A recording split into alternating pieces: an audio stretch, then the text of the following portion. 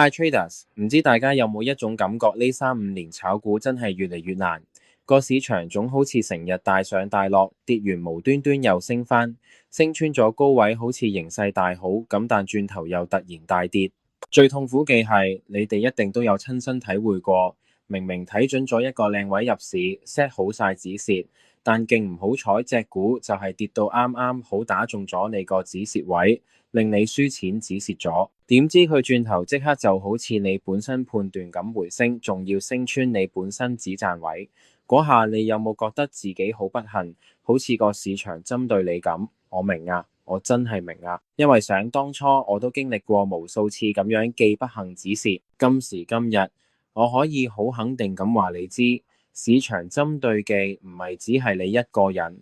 呢個市場係針對所有唔理解 algo trade 嘅散戶。我可以話你知，你俾人打中止蝕係必然嘅，唔係因為你黑仔，亦唔係因為你揀股唔識貨，而係呢個市場近年多咗班機器殺手，就係人哋所講嘅 algo trade 量化交易。根據數據，而家全球股市超過60%交易都係量化機器做㗎，佢哋唔使瞓覺，唔會有情緒，仲識得用 stop loss hunt 打止蝕同 liquidity 流動性做武器，專門侵蝕散戶嘅財富。今日就同大家認清呢個 Matrix 嘅世界，睇穿呢班機器殺手嘅套路。最後我仲會同大家分享幾個我哋應對 stop hunt 嘅高級技術，等你哋學識點保命，等你以後唔好再俾人割韭菜。所以記得要睇到最後，呢啲技術絕對唔係咁易，係免費嘅渠道聽到。首先，我哋要搞清楚量化交易到底係點樣圍獵散戶嘅。其實講到明，核心就兩招，揾到你嘅止蝕位，再借流動性收割你。你哋有冇試過呢種情況？隻股持咗好耐，設定咗止蝕位，點知某一日股價突然急跌，啱啱打穿你個止蝕位，你被逼割肉出局。點知第二日甚至乎下一分鐘，隻股就即刻反彈倒升。唔好以為係你黑仔，正如我頭先提到，呢個根本就係量化機器嘅打止蝕。量化機器通過分析全市場數據，會精準計算出大部分散戶嘅止蝕位，通常係整數關口，比如10蚊、20蚊，平均線下方，或者大家覺得好抵買嘅位，又或者係一啲樓下賣菜啊、沽刀式嘅支撐位，例如雙頂同雙底咁。另外係你唔知嘅情況下，你 set 一個盤時，你嘅券商都知道你 set 咩位買邊隻股票，同 set 咩位做止蝕，佢哋都有可能將呢啲資訊分享俾 algo 去做嘢。當佢哋知道呢啲位置堆滿晒散戶嘅止蝕單，就會用大資金突然打盤，一撥就將股價壓到個止蝕區，觸發大批散戶自動賣出，係完全冇選擇咁被逼賣出。呢個時候市場流動性突然變多，量化機器就趁低吸貨，等你哋割完肉，佢哋又反手拉升，一套操作行雲流水，散戶就咁被夾硬搶走籌碼同銀紙，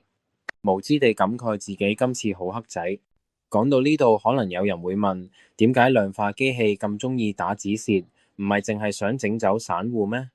其實核心原因好簡單。大戶同量化機構入市同我哋散戶唔同，佢哋需要足夠大量嘅盤承接先可以順利買入或者賣出。你諗下，一間大機構要買某隻股，可能要吸幾千萬甚至幾億嘅貨。如果淨係等其他大戶轉讓，或者慢慢吸散戶嘅籌碼，唔單止要花好多時間，仲會大幅推高股價，增加自己嘅成本。但係散戶嘅止蝕單就唔同啦，呢啲係自動送上門被自殺嘅籌碼。只要量化機器砸穿止蝕位，大批散戶就會被動喺最低位賣出，機構可以一口氣吸晒你哋嘅貨，成本仲平過慢慢吸，真係多謝都唔使同你講聲。反之，如果機構想賣出大量籌碼，一樣可以通過打止蝕製造恐慌，等散戶恐慌性買入接盤，佢哋就可以順利出逃。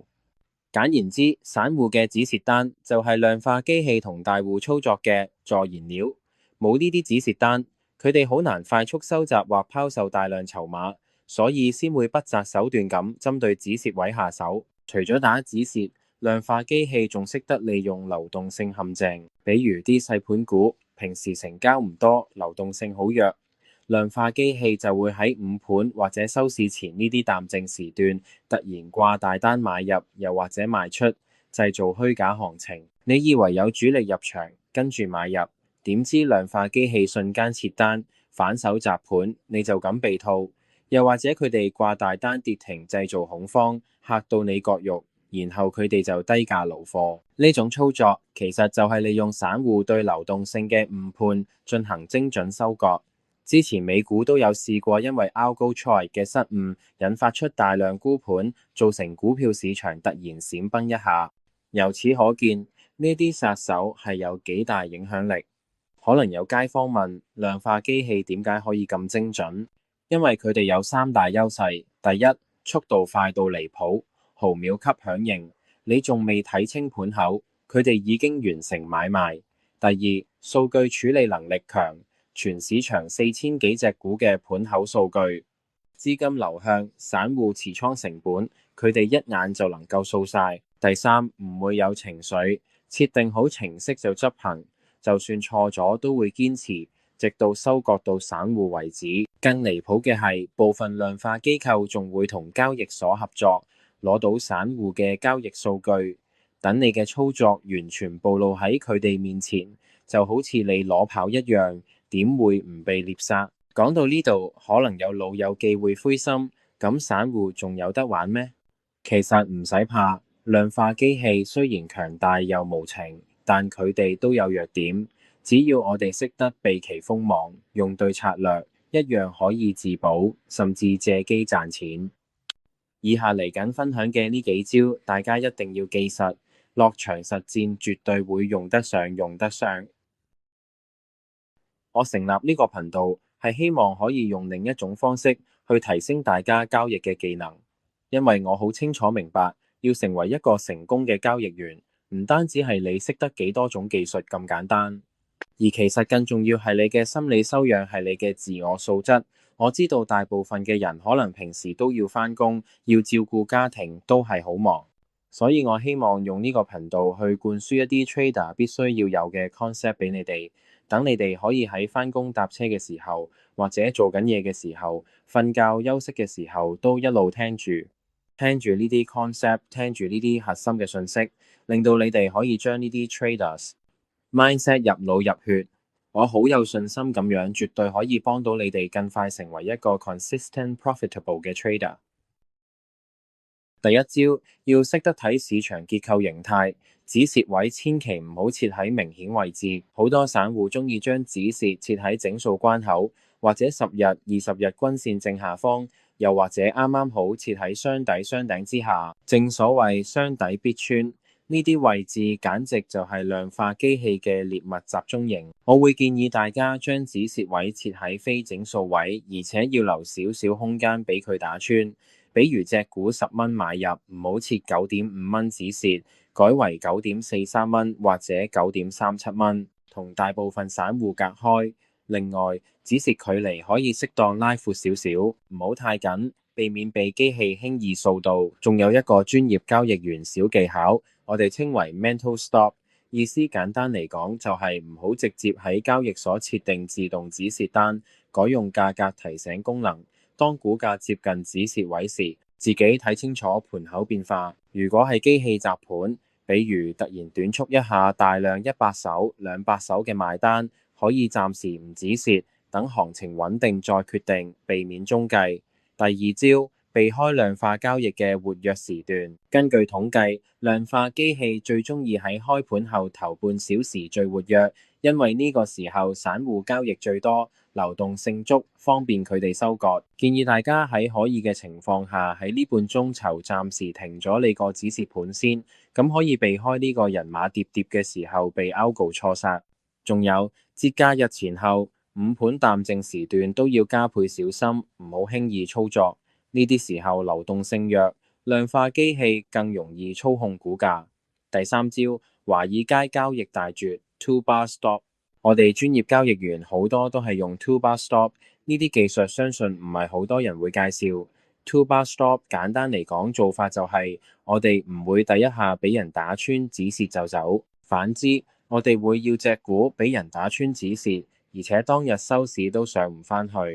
咁樣我哋就會 set 嗰日嘅陰燭最低位做真止蝕，要隻股第二日有 follow up 再跌穿嗰個低位，我哋先會止蝕。呢招係絕對可以大大減低被 algo 惡意打止蝕嘅機會，大家不妨參考下。